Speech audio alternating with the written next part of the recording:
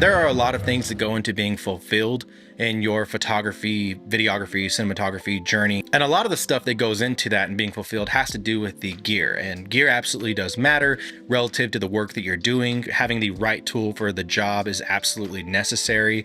If I'm having to, put some nails into a board, a hammer is going to work a lot better than a screwdriver. It just makes sense. So gear absolutely does matter to an extent. We see a lot of times we get into the habit of purchasing lesser cameras, older cameras, whether it's like a Nikon Coolpix A like I had behind me, a Canon GX7 Mark II, old Minolta point and shoots, Olympus XA. They're not like top of the line cameras, but they're fun to use and they bring us joy. There's a lot that goes into the fulfillment and the joy side of it. A lot of it has to do with gear, whether it's amazing gear or just regular gear. But there are things in between that, little points and little things that I believe really round it out for you to make this a sustainable thing and a really enjoyable thing. And one of the things, if not the most important thing, that I believe people forego when it comes to the most important stuff in order to make your artistic journey and lifestyle really fulfilling, I believe people forego because either they're insecure of themselves and jealous,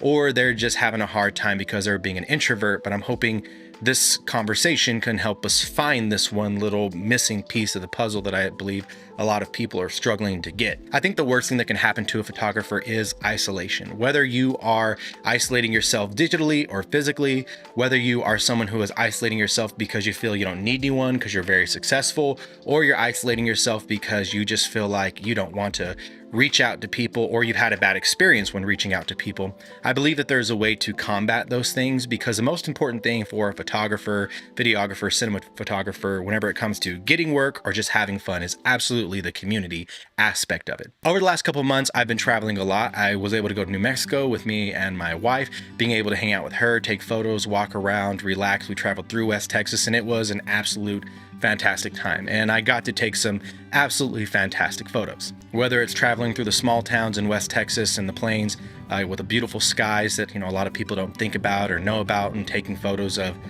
urban decay or just any kind of landscape.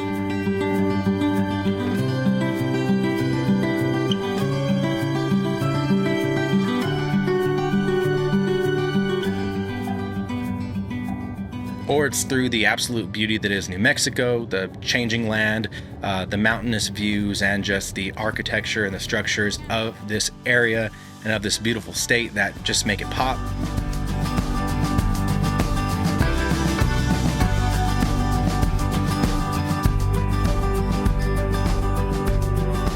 The photos that I took meant a lot more, not just because I was taking them in a place that was rich and beautiful, but because the community aspect of it. The memories that I get from reviewing these, whether or not my wife is in them, are memories that are beautiful to me. And again, it reminds me of that time that I had, the fun that we had, whether it's the good or the bad, like us getting sick with a cold while we were there and having to thug it out.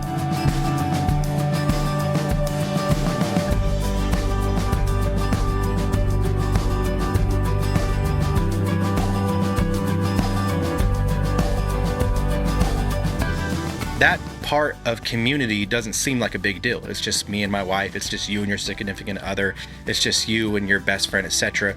But that being able to share those moments, take those photos, and then being able to review them with someone is, in my opinion, a very beautiful thing. Whether or not the scans turned out right or you developed it right because you're trying something different, whether or not it was a dud or not, you got something in focus. I mean, it's just the knowledge of what happened on that trip, everything around that built this shot, and then being able to review and share with someone, that's a part of community I think is absolutely beautiful. And when you add more and more people to that community, and people that are looking out for you, and people that care about you, and people that love your work and are positive, I think that really helps you grow, not only as a photographer, but as a person, so that the little moments and the little things can have a little bit more just oomph to them, and they mean a lot more, and it fills you up. I've talked to quite a few people whenever it comes to photography here in the San Antonio region, and it's kind of upsetting. I've talked to some people who want to photo walk with people, want to hang out, want to reach out to folk, want to be a part of groups and do things. And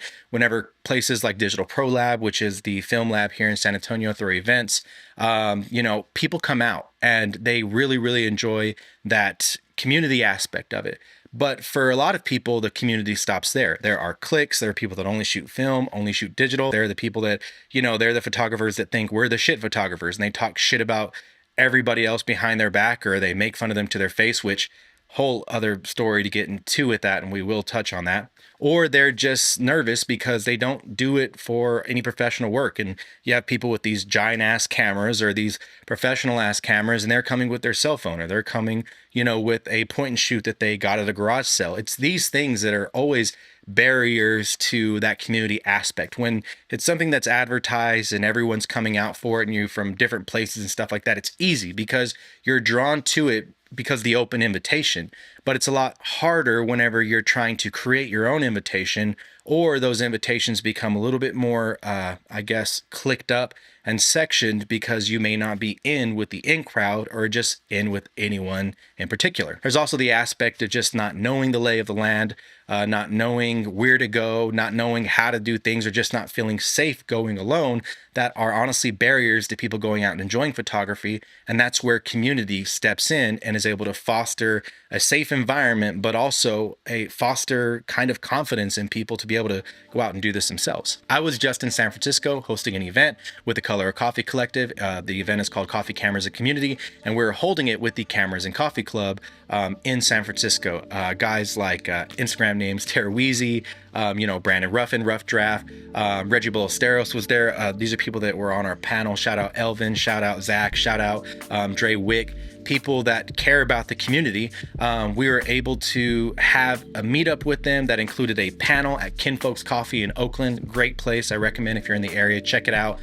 Beautiful downtown, amazing views to be able to photo walk, and then a very nice and accepting place for you to have some coffee as well. And on that panel, we were able to highlight artists that were documenting Oakland and be able to talk about why it's important to support your local artist in their endeavors with both word as well as just monetarily supporting their events when they're making zines, making photo books, like being a part of what they're doing, because the more we document this world, the better things turn out for us because we have living proof of the day-to-day. It promotes change. We're able to then talk about the relationship with third spaces like coffee shops and with artists and photographers. The idea that we could go into a place like Kinfolks, and shout out to Creighton, the owner, one of the owners of Kinfolks, who allow Cameras and Coffee Club to go in there for free and host events. But how big a deal it is for people to have a safe space, a space they know is going to take care of them, to be able to come and do business, to be able to come and just have conversations, to be able to come and hang out. That is a huge deal, just especially when you're new and you're just navigating the lay of the land, but also being able to go in there into these third spaces. You're purchasing coffee, you're purchasing snacks, you're doing all these things, and you're promoting that environment, you're promoting that community financially, where people are able to keep their jobs, be paid what they need to be paid, and to be able to keep those doors open so that these third spaces can become community fixtures. That's a big deal. We were able to talk about that. Brandon Ruffin and Creighton talked about that ad nauseum, and it was a beautiful conversation. And we were able to have a conversation with Elvin, Terrence, and then Reggie, and they were able to talk about how to properly document environments that maybe you're not from, maybe you never grew up in, and how to be respectful, how to not just chase poverty porn, and how to also just challenge yourself when you're out there. Reggie was able to talk about challenging yourself with different kind of assignments while you're going out, for whenever you're not feeling creative, for whenever you don't know what to take photos of, to where you can always scratch that creative itch. From there, my boy Michael McGee Jr. was able to lead us on a photo walk. We jumped on the BART, the Bay Area BART, whatever it is. We went over to 16th and Mission, and from there we had a photo walk all around Mission, stopping at some popular places, some cafes, locally owned Abanico, as well as Grand Coffee 2. We got to meet the owners, talk about some things that they're doing in their business, invite people to continue to come. We're able to see some amazing murals. It's the artist up here, no waters. But yeah, this is dope.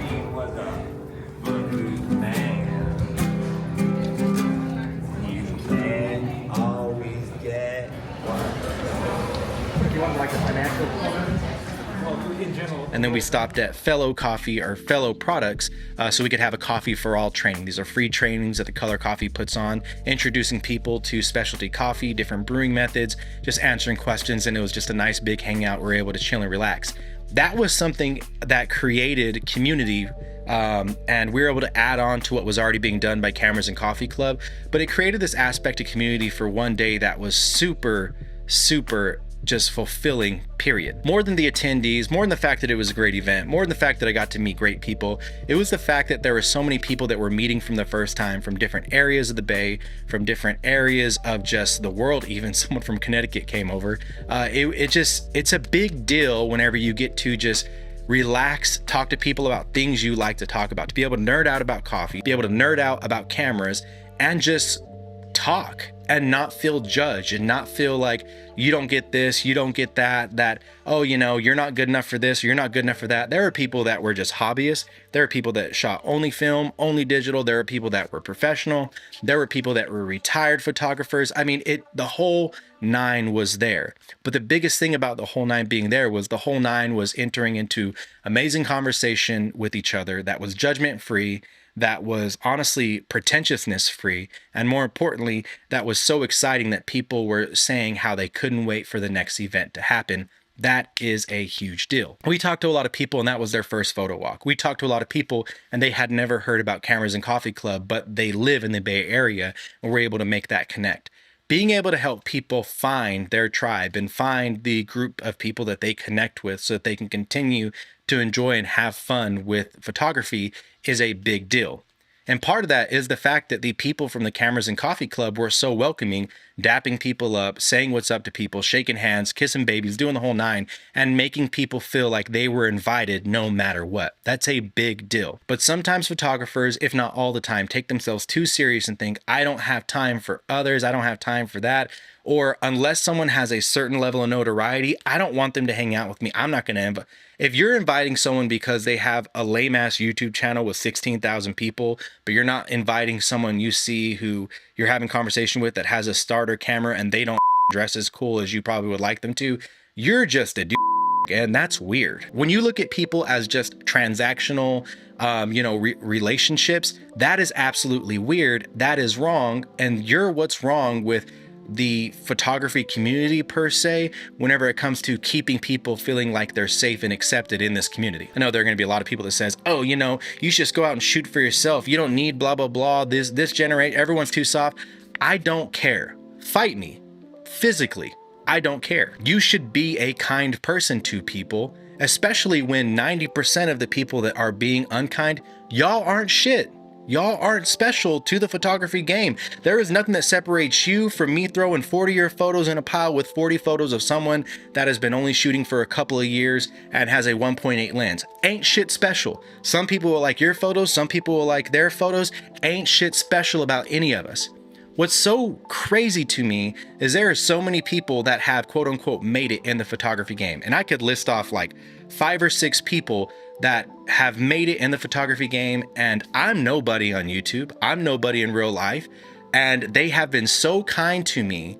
And there have been people that because they think they're cool in the cities that I'm in, or they think they're super duper rad because they were on, I don't know, some podcast in New York, and they treat other people like shit. When again, let me remind you, none of you are shit. I think of the ways that 3 people in particular that are very well known in the Leica space, very well known in the YouTube space, very well known in just the film photography space, that have been so damn kind to be able to help out with events we're throwing so that people can want to come to these things, help planning and everything like that. Also put me on game with multiple, communications with companies, put me on game with, hey, you could do this to be better, or hey, yeah, I had this relationship with this person and it didn't really work out, and like give me some advice that I didn't earn whatsoever. I have nothing I can give these people. They've already made it where, like a lot of us want to be, and they're willing to help out. Like there's nothing I can offer these people. Those are the people, it's weird enough, that for some reason don't see themselves as being anything more than just a person with the camera. And I've got people that are thinking because they can wear a Bape and they can wear Jinko jeans and the year of our Lord 2024 and maybe pull it off, that they're hot shit in the photography community. That is weird. To be a great photographer, you absolutely need community. And when you separate yourself from that because you're picking and choosing, because you're transactional, it ruins things for you. You have no one to check you. You have no one to tell. If all you have is people being like yes men to everything you do, and no one's calling you out if you're being weird, no one's calling you out if you're being inappropriate people, no one's calling you out if you're being rude or going overboard and talking shit about people, you don't have a community. You have people that are just as transactional with you as you are with them. Protect yourself from that. You have to get to a place to where you're showing yourself friendly to people. And listen, this may not be the photography video that you wanted. You wanted a real, this is a real tip. You guys think that like getting these jobs and assignments and stuff like this is just like you apply and you get it. Oh, here's my portfolio and you get it. It's networking, baby. People have been asking me, hey, how do you get these jobs? Can you show me how do I get the baby? It's networking. It's networking. I have my list right here of how I did that because we're making a video on that. It's networking is the biggest thing, and you can't network if you're an asshole. I get it. Some of y'all are super cool and you're super cool with a guy who's also an asshole, and that's all your networking is. That's great. Plateau at that. I don't give a damn. But for everybody else, there have been people that I've just been friendliest to in the slightest way, and that was their best like interaction they've ever had with the photographer, and that has gotten me jobs and gotten me paid. But you have to be a nice person. That is the biggest part of networking, is making someone feel comfortable and making someone feel like, you know what, this person's a great person and they don't expect anything of me, because that's when they think about you. People can tell when you only want to cuddle up beside them because you want something from them. And people can tell when you're real or not. And I'm telling you right now that standoffishness is just insecurity masked, and it's weird. Listen, just be a decent person. Moral of the story. And really try to cultivate that feeling of community. It doesn't have to be fake. It doesn't have to be something that is overly done, overly baked, because now you feel like there's this mandate. Like, just be a good person. That's what matters. And honestly, if you're depriving yourself of community because you feel like you've made it, because you feel like you're important, because you feel like, oh, that's beneath me, you're depriving yourself of something that's very, very necessary in order to continue to enjoy this. With all that being said, I hope you guys understand where I'm coming from. If you don't, let me know down in the comments. Make sure to give us a thumbs down. Make sure to leave an angry comment. Don't really care. It helps me out in the algorithm. I love you guys that bitch and complain after only watching 2 minutes of this video. Take it light, but take it. Have a good one.